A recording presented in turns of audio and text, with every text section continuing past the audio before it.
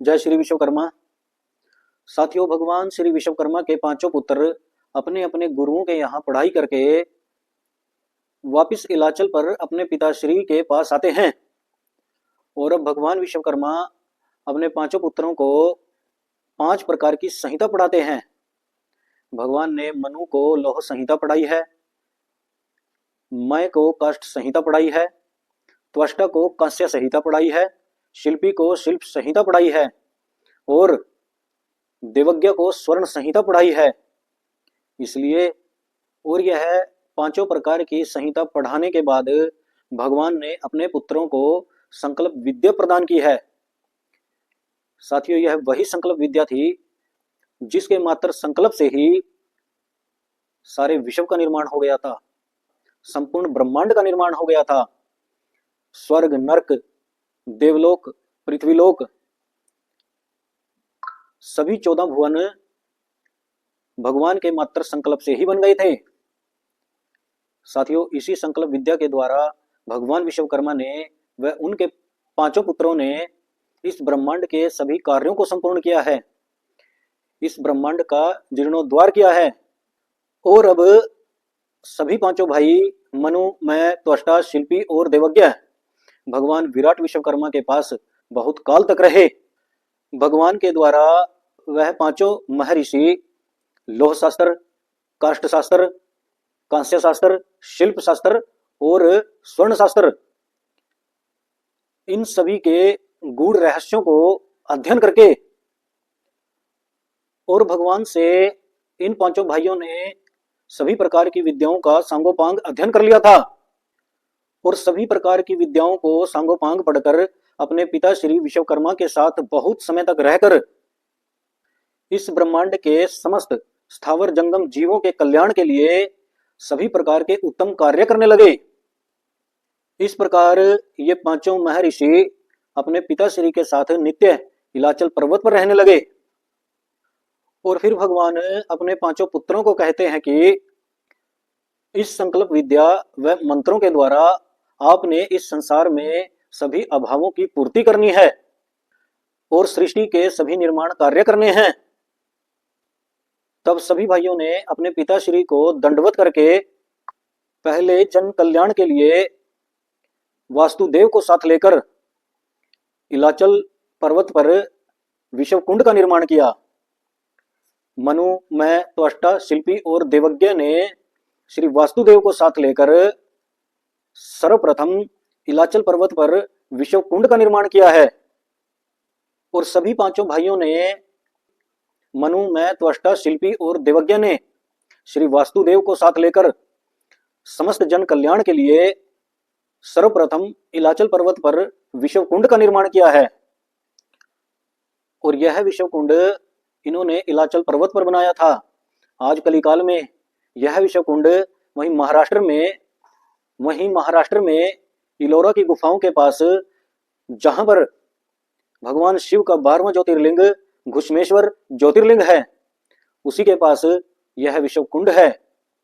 और इसी कलिकाल में इस विश्वकुंड का जीर्णोद्वार देवी अहिल्याबाई होलकर ने इसका जीर्णोद्वार करवाया था। यह वही विश्वकुंड है जिसको भगवान श्री विश्वकर्मा के 5 पुत्रों ने वासुदेव सहित बनाया था। और इसके अलावा इन सभी भाइयों ने इसी इलाचल पर 2 कुंड और बनाए हैं। और इस विश्वकुंड के अलावा इन 5 भाइयों ने यही इलाचल पर्वत पर 2 कुंडों का निर्माण और किया है। इस जन कल्याण के लिए 2 अन्य कुंडों का निर्माण और किया है। भगवान ने अपने पुत्रों को जो संकल्प विद्या दी है, संकल्प विद्या का क्या महत्व है, इस संकल्प विद्या का क्या महत्व है, अब इन सभी भाइयों के मात्र संकल्प से ही इस विश्व के सारे कार्य होने लगे थे। इस प्रकार भगवान विश्वकर्मा ने देवताओं के मन का समाधान करने के लिए स्वयं अपने 5 पुत्रों को उत्पन्न किया है, अपने 5 मुखों से 5 पुत्रों को प्रकट किया है और सभी को सभी विद्याओं में निपुण किया। अब इस विश्व के जितने भी निर्माण कार्य थे, जो कार्य लोहे से संबंधित थे, काष्ठ से संबंधित थे और कांसे से संबंधित थे, जो कार्य शिल्प कला से संबंधित थे और स्वर्ण कला से संबंधित थे, वह सभी कार्य भगवान के ये पांचों पुत्र मनु, मैं, त्वष्टा, शिल्पी और देवज्ञ पांचों भाई मिलकर करने लगे।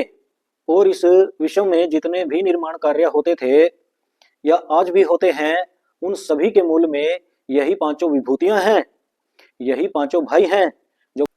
और अब भगवान श्री विश्वकर्मा की आज्ञा पाकर इन्हीं पांचों भाइयों ने सारे विश्व का जो निर्माण कार्य था, स्वर्गलोक, देवलोक, ब्रह्मलोक, जितने भी लोक हैं, सभी का निर्माण कार्य इन पांचों भाइयों ने संभाला।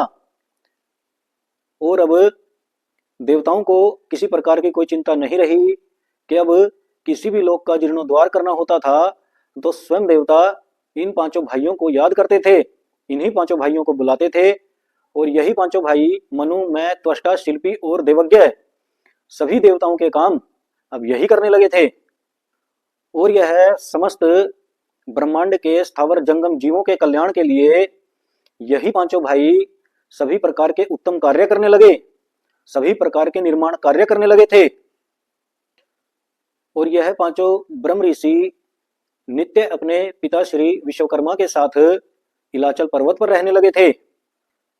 इस प्रकार श्री विश्वकर्मा से उत्पन्न ये पांचों ब्रह्म ऋषि, इनमें जो मनु नाम के महर्षि थे, यह भगवान के जो पूर्व दिशा में मुख है सदोजात, उनसे उत्पन्न हुए थे तथा उनका गोत्र सानंग कहलाता था। इसके बाद इनके 25 उपगोत्र हुए और इन उपगोत्रों को गणगोत्र भी कहते हैं।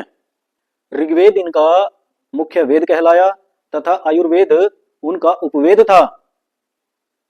परंतु अश्वलायन सूत्र का अध्ययन करने वाले ये महर्षि लोह संहिता का अभ्यास करके लोहे संबंधी शिल्प कर्म करते थे और निरंतर भगवान रुद्र की आराधना करते थे तथा त्रिकोण आकृति के कुंड से अपने आराध्य देव का पूजन करते थे। इन महर्षि ने समस्त सृष्टि के उपयोग के लिए अनेक प्रकार के छोटे बड़े शिल्पों की रचना करके सभी जीवों के ऊपर असाधारण उपकार किए हैं। यह जो भगवान के प्रथम पुत्र मनु थे, इन्होंने लौह संहिता के उपयोग से समस्त संसार के जीवों के कल्याण के लिए अनेक प्रकार के लौह संहिता का अभ्यास करके लोहे संबंधी सभी शिल्प कलाओं का प्रयोग इन्होंने विश्व के कल्याण के लिए किया है, समस्त जनों के कल्याण के लिए किया है। जय श्री विश्वकर्मा, जय श्री राम।